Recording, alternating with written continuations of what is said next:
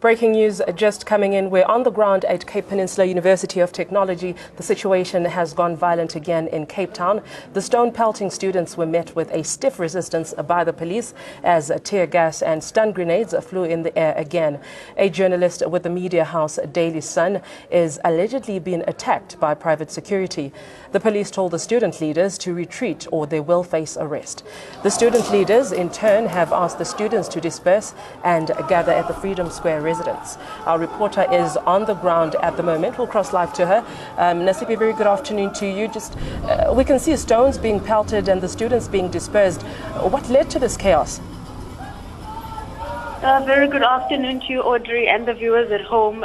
Today at CPUT Bellville campus, the council and university management, including the vice chancellor, were in a meeting to discuss a way forward in terms of fee increments and the listed demands that were sent by the students and student representative asking for free higher fee, a 0% fee increment, also asking for registration for the year of 2017. They're asking that students should not pay 20 university registration next year. They were also asking for outsourcing to come to an end. There were some demands that they were asking for a curriculum at the health science and engineering faculty to be reviewed. So that is what was going to be discussed today at the meeting. We heard from our sources and SRC candidates who were here this morning that they disrupted the meeting, and apparently human feces were also thrown at the venue where the meeting was going to be. Students and their student representatives were not allowed inside the meeting, so students decided to disrupt, and a scuffle between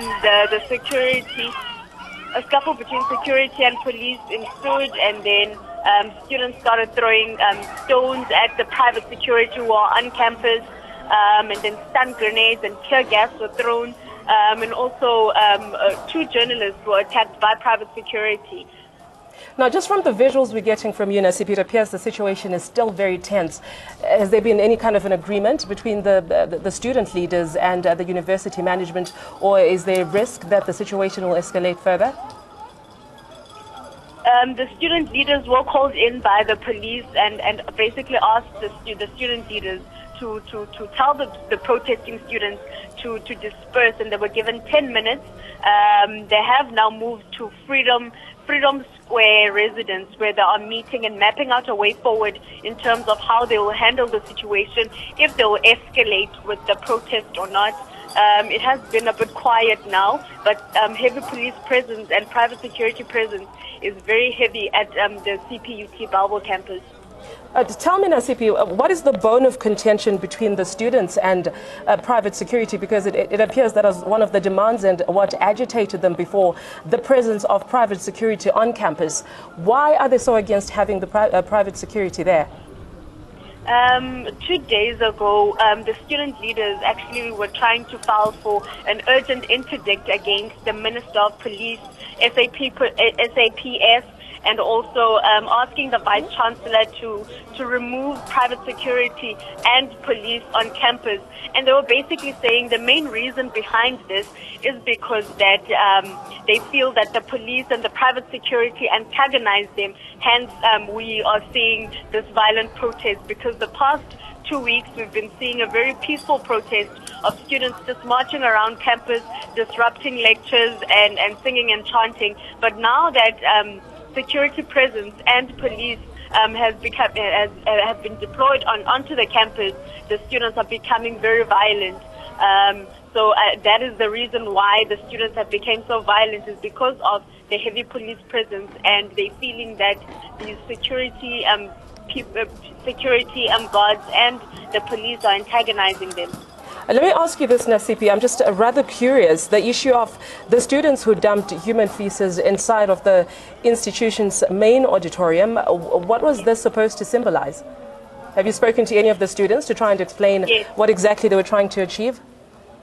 The human feces were actually started yesterday when there was an international lecture and protesting students decided to throw human feces at in one of the lectures.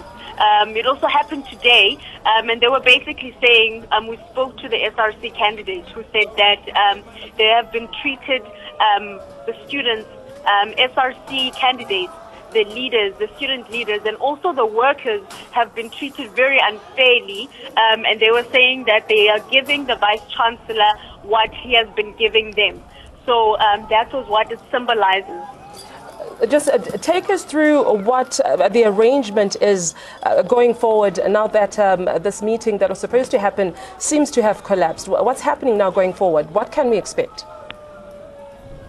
We can foresee more protest action at the CPUT Bellville campus. And since there is heavy police presence and security, private security deployed onto the campus, we might also see more violence on the campus. But as of now, we haven't heard a word from management as to whether or not they've found middle ground with the students.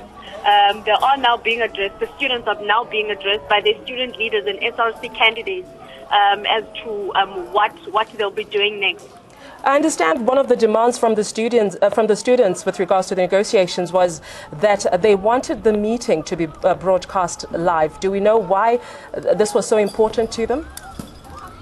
The students actually wanted the student representatives to represent them and also to be present at the meeting, as they feel that they've elected a student leadership, but they feel that they don't want to be they don't want the student leaders to speak on their behalf.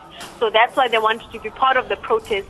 And the main reason why this protest turned violent is because that the students were locked outside, and also the student representative councils, they were locked outside and were not allowed in the meeting. So hence disruption ensued. And basically the main reason was because they are saying that why is council and the university's vice chancellor discussing them without them present at the meeting? So they wanted to be a part of it, but they were locked outside, and security personnel were blocking the way of them. And we've also seen windows of the auditorium where the meeting was held vandalized, and stones were thrown at the private security personnel. Right, we'll have to leave it there for now. Nasipi, they're coming to us from the Cape Peninsula University of Technology, where the situation seems to have deteriorated. The meetings between the student leaders and the university management has fallen through violence, journalists being attacked, and the students themselves are feeling very vulnerable with private security on the ground and South African Police Service. We will bring you the latest from there. We have our reporters on the ground bringing us minute-to-minute details as to how the protest there is going. For now, though, we have to take a very short break. Do stay with ANN7. We'll be back in a moment.